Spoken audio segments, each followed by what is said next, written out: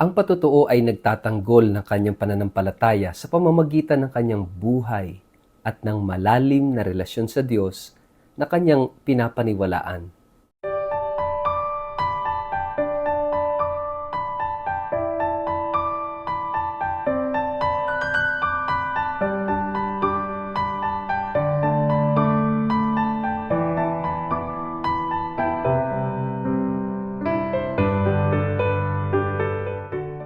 Ang mabuting balita ng Panginoon ayon kay San Juan. Kung ako lamang ang nagpapatotoo tungkol sa aking sarili, ang patotoo ko ay walang katotohanan. Ngunit may ibang nagpapatotoo tungkol sa akin at totoo ang kanyang sinasabi. Nagpadala kayo ng mga sugo kay Juan at nagpatotoo siya tungkol sa katotohanan. Hindi sa kailangan ko ang patotoo ng tao. Sinasabi ko lamang ito para maligtas kayo. Si Juan ay parang maningning na ilaw na nagliliwanag noon at kayo'y sandaling nasiyahan sa kanyang liwanag. Ngunit may patotoo tungkol sa akin na higit pa sa patotoo ni Juan. Ang mga gawang ipinapagawa sa akin ng Ama na siya ko namang ginaganap ang nagpapatotoo na ako'y isinugo ng Ama. At ang Ama na nagsugo sa akin ay nagpapatotoo rin tungkol sa akin. Kailan may hindi ninyo narinig ang kanyang tinig, ni nakita man ang kanyang anyo. Hindi nanatili sa inyong mga puso ang kanyang salita sapagkat hindi kayo sumasampalataya sa isinugo niya. Sinasaliksik ninyo ang mga kasulatan sa pag-aakalang doon ninyo matatagpuan ang buhay na walang hanggan. Ang mga kasulatang iyan ang nagpapatotoo tungkol sa akin. Ngunit ayaw naman ninyong lumapit sa akin upang kayo'y magkaroon ng buhay. Hindi ako naghahangad ng parangal ng tao, subalit kilala ko kayo. Alam kong wala kayong pag-ibig sa Diyos. Naparito ako sa pangalan ng aking Ama, subalit ayaw ninyo akong tanggapin. Kung may ibang pumarito sa kanyang sariling pangalan, siya inyong tatanggapin.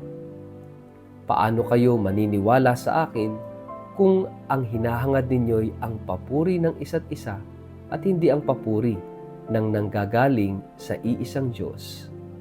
Huwag ninyong isipin na ako ang magsasakdal laban sa inyo sa harapan ng Ama. Si Moises na inaasahan ninyo ang siyang maghaharap ng paratang laban sa inyo. Kung talagang naniniwala kayo kay Moises, maniniwala din kayo sa akin, sapagkat sumulat siya tungkol sa akin. Ngunit kung hindi kayo naniniwala sa mga isinulat niya, paano kayo maniniwala sa mga sinasabi ko? Ang mabuting balita ng Panginoon.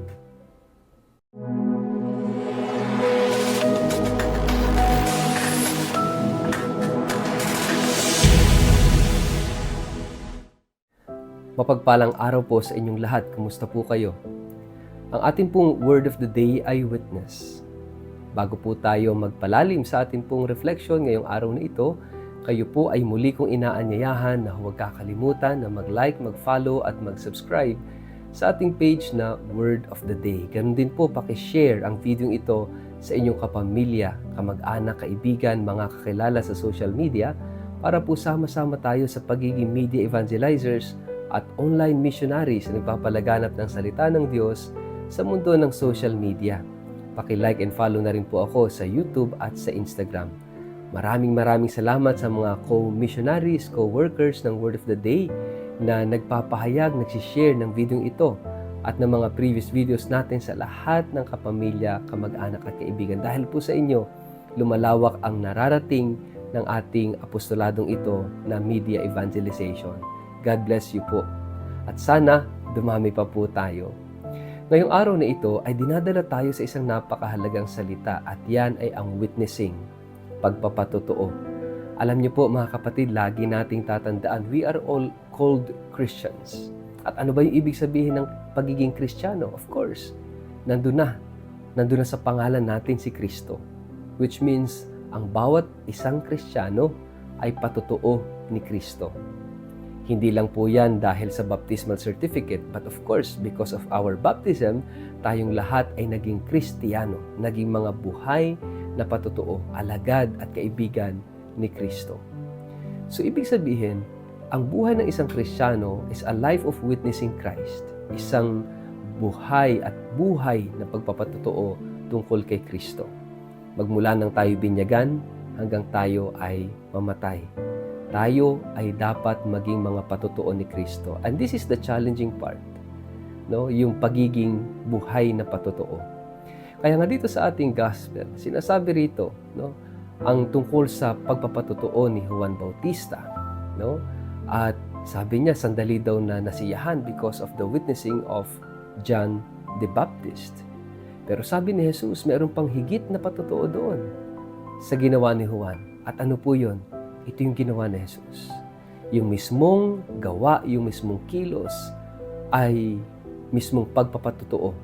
No? Sabi ng Panginoon, hindi niya kailangan ang pagpapatotoo ng tao dahil yung kanyang ginagawa ay more than enough for us to believe.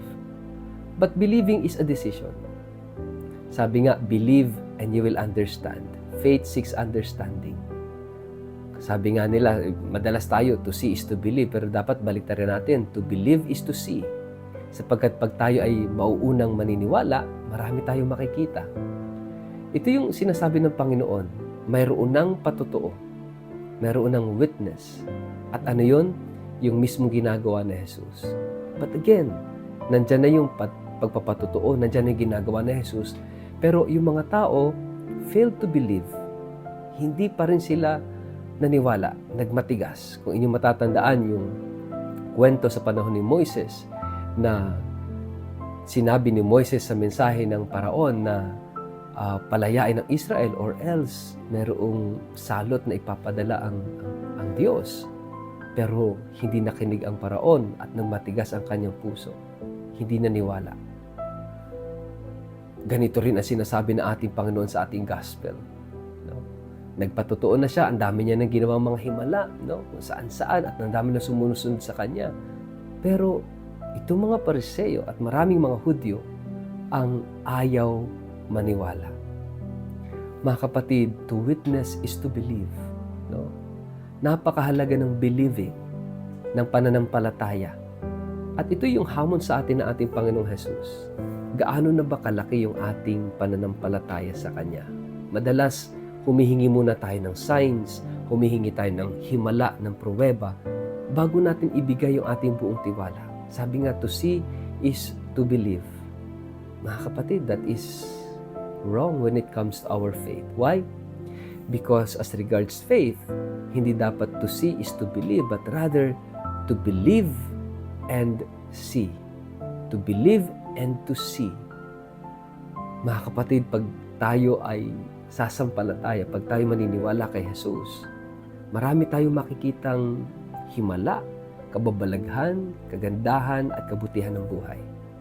Kaya nga, napakahalaga ng believing. Napakahalaga that we believe first and we will understand. Kaya nga yung pagiging Kristiyano natin, mga kapatid, always remember that we are Christians because tayo ay mga tagasunod ni Kristo. Ibig sabihin, maging buhay na patotoo ni Kristo. And we cannot do that. Hindi tayo magiging ganap at totoong patotoo kung hindi natin kilala si Kristo. Kaya nga, itong mga pag-aaral natin, itong mga ginagawa natin should always lead us to a closer and personal relationship with Jesus. Kaya nga yung pagsisimba mo, kapag hindi ka nilalapit kay Kristo, mali ang intensyon ng pagsisimba. Kapag nagbabasa ka ng Biblia, kapag nag-aaral ka, kapag ikaw ay involved sa iba't ibang mga organizations, pero hindi ka naman nila dinadala papalapit kay Jesus sa kanyang personal na relasyon, then there is something wrong.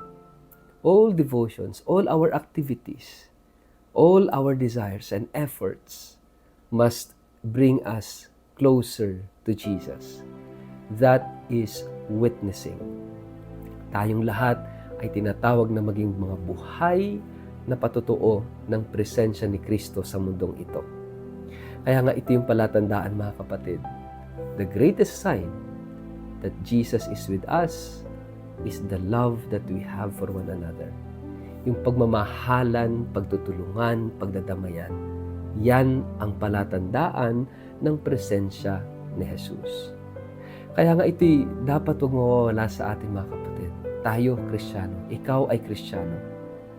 But we have to understand the real meaning of why we are Christians. Tayo ay mga tagasunod. Tayo ay mga naniniwala, nagtitiwala at umaasa kay Jesus. Kaya tayo ay Kristiyano. Subalit, napakahalaga ng ating patotoo sa pamamagitan ng ating buhay araw-araw. Sana po ang ating mga patotoo ay maglalapit sa atin higit sa ating Panginoong Hesukristo. Sana tayong lahat ay maging mga patotoo, witnesses sa pag-ibig ng Diyos. Sa ngalan ng Ama at ng Anak at ng Espiritu Santo, Amen. Ama naming Diyos, gamitin mo kaming instrumento upang ikay maipahayag at upang ang pag-ibig mo ay maihatid namin sa lahat. Amen. Pagpalain po kayo at ingatan ng makapangyarihang Diyos, Ama at Anak at Espiritu Santo. Amen.